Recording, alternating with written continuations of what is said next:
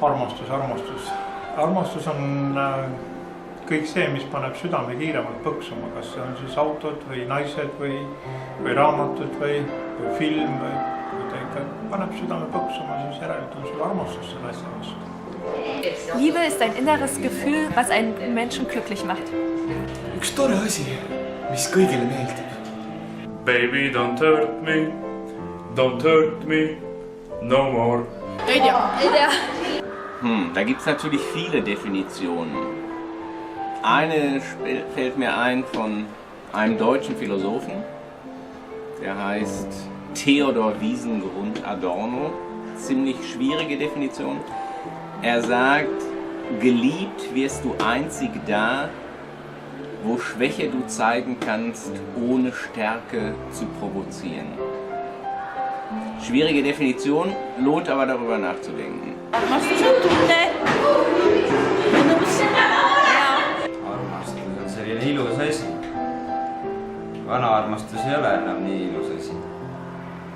Ja ilma armastuseta ei oleks elu. Armastus on hoolimine.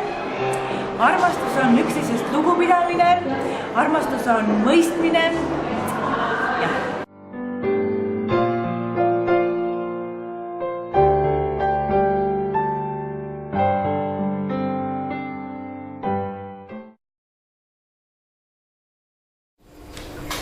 Milline taevaid hommik. Kõik kellad helisevad. Taevas on kuldne ja selge. Minu ees lebab sinu kiri. Kallim, saadan sulle oma esimese suuse.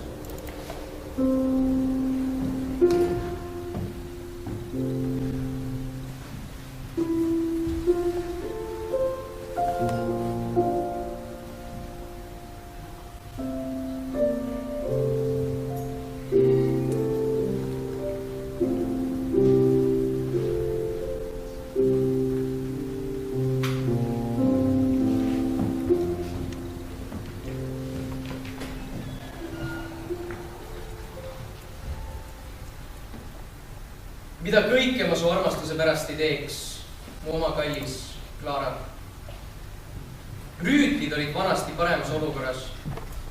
Nemad võisid minna läbi tule või tappa lohesid, et oma daamid südant võita. Aga me peame tänapäeval leppima proosalisemate vormipõidega, suitsetama vähem sigaret ja muud sarnast. Lõppude lõpuks, rüütlid või mitte, oskame me armastada. Ja nagu alati muutuvad vaid ajad, mitte meeste südamed. Nii kirjutas 1838. aastal Leipzigis helilooja Robert Schumann.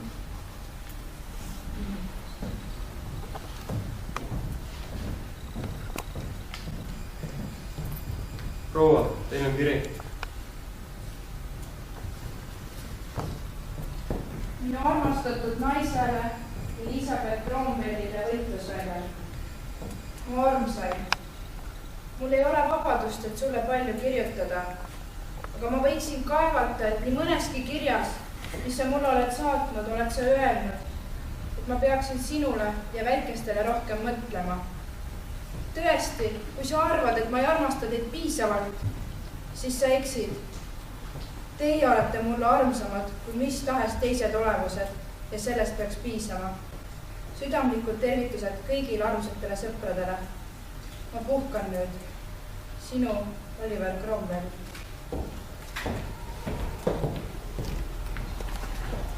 Ma olen siin kuninga nimel vangis. Nad võivad võtta mu elu, aga armastust, mida ma teie vastu tunnen, nad võtta ei saa. Jah, mu imetlusväärne käskijanna. Täna näen ma teid, isegi kui peaksid sellest peapakula panema. Head Frein, taevas hoidku, ärge rääkige minuga selliste hukadusliku sõnadega, nagu te kirjutasite. Te peate elama ja olema ettevalt. Mida saan ma öelda? Hoidke end kõigi eest, ärge usaldage kedagi, pange end valmis, niipea kui kuu paistma hakkab. Ma lahkun incognito hotellist, võtan tõlla või kaariku ja me lendame kui tuul Schweningeni. Ma võtan paberi ja tinti kaasa ja me kirjutame oma kirjad seal. Kui te armastate mind, hajutage oma kartused ning kutsuge appi kogu oma vaimujõud ja kindlameelsust. Ärge laske oma emal midagi märgata. Teadke, et ka ähvardame kõige julmema piinamisega ja takista mul teid teenimast. Adieu, mu armas. Tulevase maailmakuulsa Prantsuse filosoofi ja kirjaniku 19-aastase Voltaire'i põgenemiskatse kauni prantslanna Catherine'iga nurjas Voltaire isa. Noori armunuid hoiti lihtsalt tupu taga. Ma ei saa sinna midagi parata, et armastan Charlotte von Steini rohkem, kui mulle hea on. Seda õnnelikum olen ma jälle teda kohates. Ma tunnen temaga pidevat lähedust. Tema kohalolek ei jäta mind hetkekski. Temas olen ma leidnud mõõdupuu kõikide naiste, kõikide inimeste jaoks. Tema armastus on mõõdupuu kõige jaoks, mis tuleb. Mitte selles mõttes, et kogu ülejäänud maailm näiks mulle tundmatu. Otse vastupidi. Tema armastus muudab selle selgeks. Ma näen väga selgelt, missugused mehed on ja mida nad plaanivad, soovivad, teevad ja naudivad. Ma ei kadesta neid selle pärast, mis neil on. Ja võrdlemine on saajane rõõm minule, kes ma oman nii haruldast taaret. Teda, keda ma 1000 korda armastan. Johann Wolfgang Goethe oli üks suurimaid saksa kirjanikke ja esimene kirjanduslik kuulsus.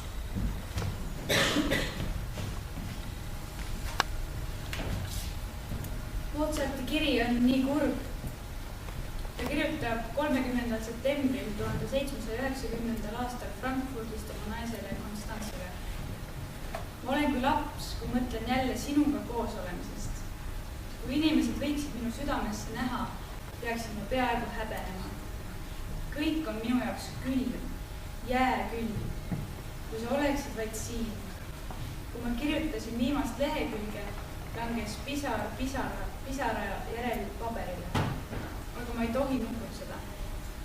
Hüüa, üllatavalt palju suurusi lendab ringi. Pagan, neid on siin terve hulk. Sain just 3 tükki kätte, nad on maitsvad. Adieu, mu kallim. Kõige armsam väike naine. Adieu, suudlen sind 1 000 korda. 5 aastat hiljem detsembris kirjutab ta Alice'is Napoleon Bonaparte Josephine. Ma ärkan sinu peale mõtlemisest otsa jäänuna.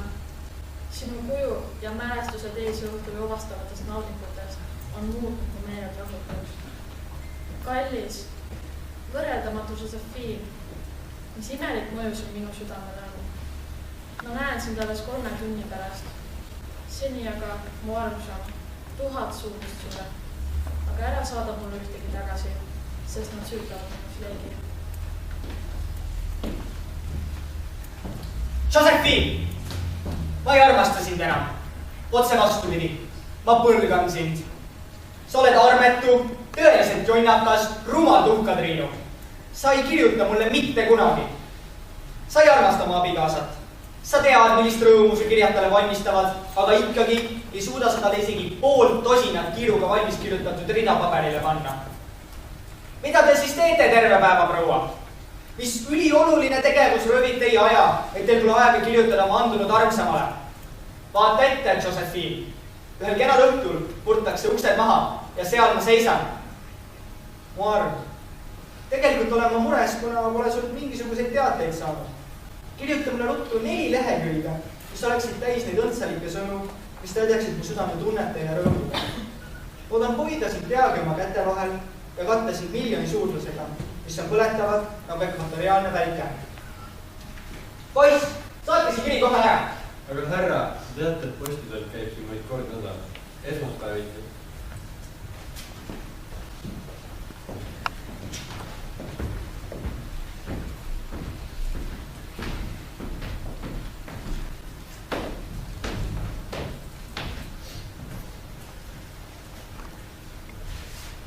Mis peab tulema, tulgu. Marii, Marii. Oo, las ma kordan seda nime 100 korda, 1000 korda veel. Ma ei kirjuta sulle. Ei, ma olen sinu lähedal. Ma näen sind. Ma kuulen sind. Igavesti sinu käte vahel. Taevas, põrgu, kõik. Kõik on sinus mitmekordistunud. Oo, lase mind vabaks, et saaksin märatseda oma meeletuses. Üksluisest, hallist, kokku nüüritud tõelusest mul enam ei piisa. Peame elama oma elusid täiel rinnal, armastades ja kannatades äärmuseni. Ferenc Liszt, Ungari helinuuri. Adjö, ma pitseerin selle kirja. Käes on tund, mil ma üksinda kõigi magajate keskel avan sahtli, kus hoian oma aardeid. Ma vaatan su toasusse, su taskurätti, su juuksekihad, su portreed. Loen uuesti su kirju ja hingan sisse nende muskuse lõhnalist parfüümi. Kui sa võid teaksid, mida ma sel hetkel tunnen. Öösiti mu süda hõiskab, kui sellesse tungib armastuse kaste. Gustave Flaubert, prantsuse kirjanik. Sellest tunnist alates armastan ma sind. Jah, ma tunnen praegu, et sel magusate unistuste õhtul rebestas inimliku armastuse esimene koidik mu hinge jäise öö. Sellest ajast alates ei ole ma hetkekski kuulnud ega näinud sinu nime ilma õndsusest ja ärevusest värisemata. Vaevu kuulatav sosingi, mis sind puudutab, äratab minus võbiseva kuuenda meele. Ähmase segu hirmust, ekstaatilisest õnnest ja metsikust, seletamatust tundest, mis ei sarnane millegiga nii palju kui süütundega. Edgar Allan Poe, Ameerika luuletaja ja novellist, põnevus- ja õuduslugude autor. Järgmised ajad on Lewis Carrollilt, Inglise matemaatikult ja kultusteose Alice imedemaal autorilt. Kallis meil, suur tänu sulle nende vesikute eest. Need olid väga maitsvad. Need oli peaaegu sama armas suus, kui sind suudelda. 3/4 sama armas. Meil on siin nii tore ja rand on ime ilus. Ma loodan sinuga mõnel päeval juhuslikult kokku sattuda. Kuid ma uitan mööda randa ja otsin sind asjatu. Ja siis ma küsin, kus on meil? Rumalad paadimehed vastavad. Härra, praegu ei ole mai, praegu on september. Aga see mind ei lohuta.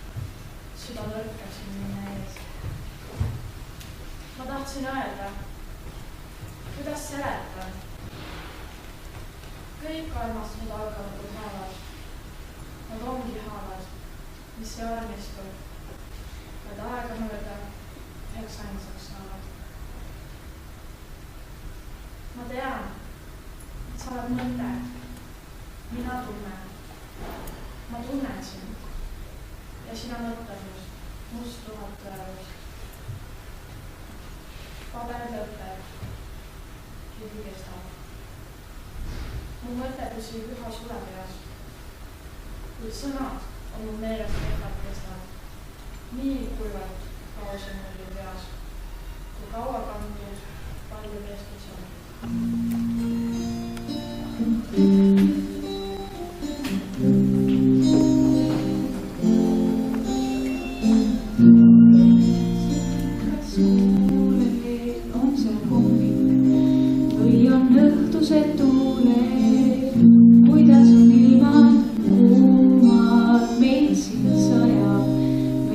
Meil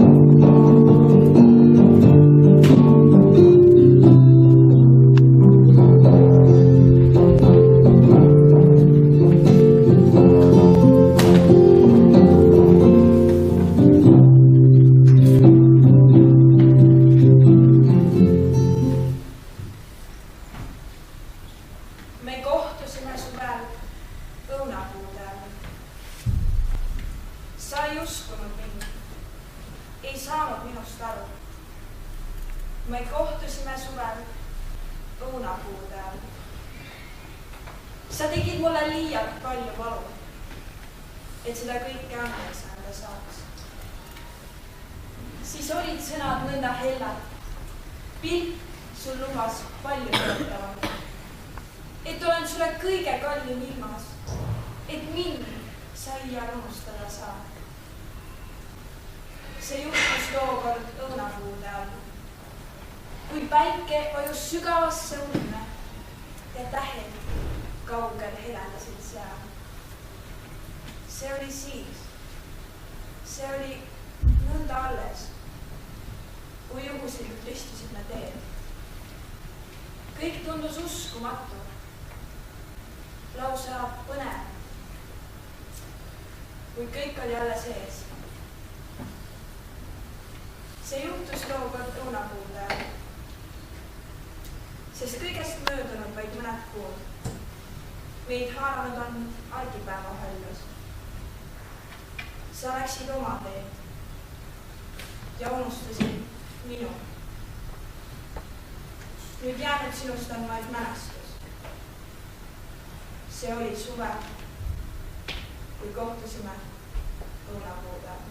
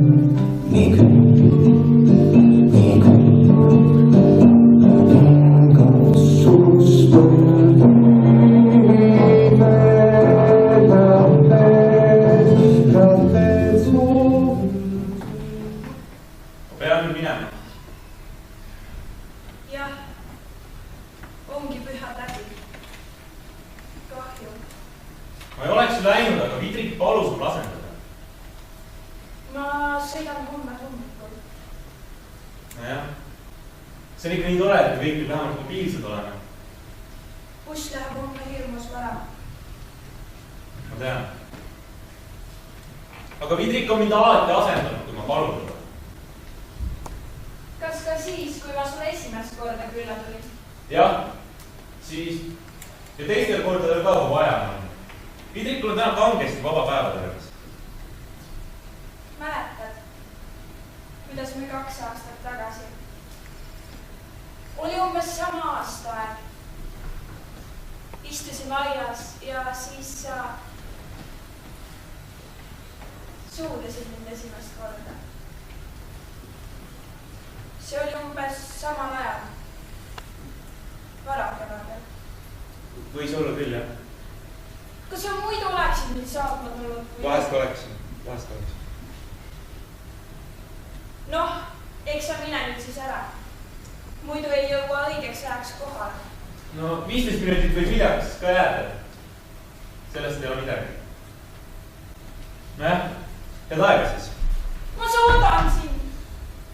Olgu. See on ikka nii tore, et isegi internet meil telefonides telib. Siisatame hetkeks.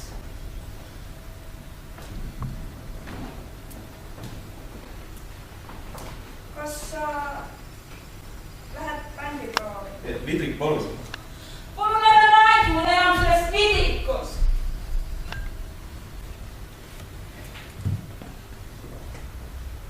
See on kõrge sild.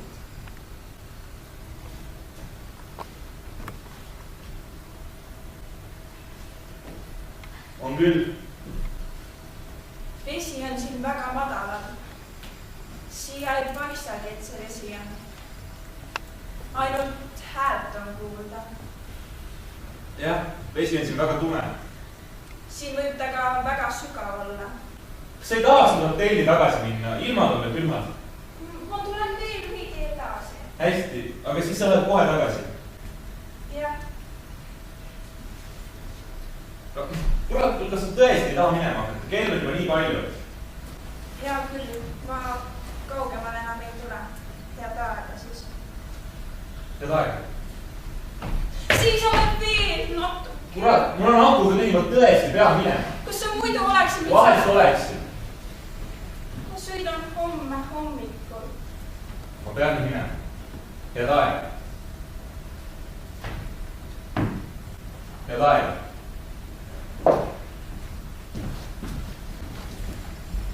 Head aega.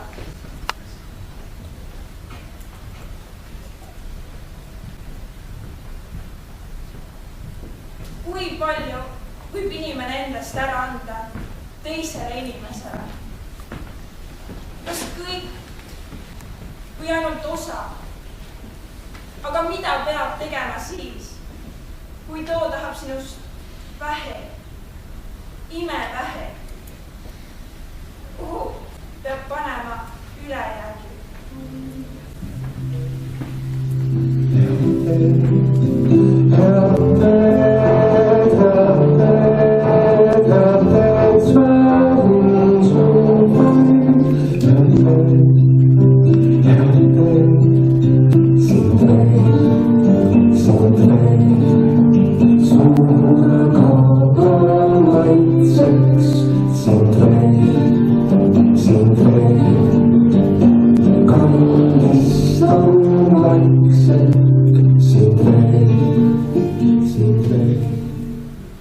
Armumine ja kirg ei ole veel armastus. Armastus on midagi palju enamat ja sügavamat. Armastus on müsteerium. Elus on vahel nii, et me mõista ei suuda, mis me hinges toimumas on. Ei näe, milles põhjus, milles lahendus on. Ei tea, miks on läinud kõik nii. Selleks, et mõista, on mõnikord vaja põhjatut kurbust ja valu. Hetke, mil tunned, et puruneb kõik ja otsa lõpeb see jõud. Tunda ahastust sellist, mis varjutab kõik ja su hinge kildudeks lööb. Vaid armastus võib ühendada elavaid sel moel, mis muudab nad täiuslikuks, sest ainult tema suudab meid ühte liita meie sügavamas olemuses. Armastus ja mõistus jäävad igavesteks võõrasteks. Armastus on midagi sellist nagu pilved, mis olid taevas enne, kui päike välja tuli. Sa tead, et ei saa pilvi puudutada, aga sa tunned vihmapiiski ja tead, kuidas lilled ja jalune maa pärast kuuma päeva sellest rõõmu tunnevad. Samuti ei saa sa ka armastust puudutada, aga sa tunned mahedust, mida ta kõigesse kallab. Ühe inimese armastus teise vastu tekib ainult siis, kui kaks üksidlast hinge kohtuvad, tunnevad ära, kaitsevad ja toetavad teineteist. Elus on ainult üks ring, armastada ja olla armastatud. Ära mitte kunagi unusta, et kõige võimsam jõud maa peal on armastus.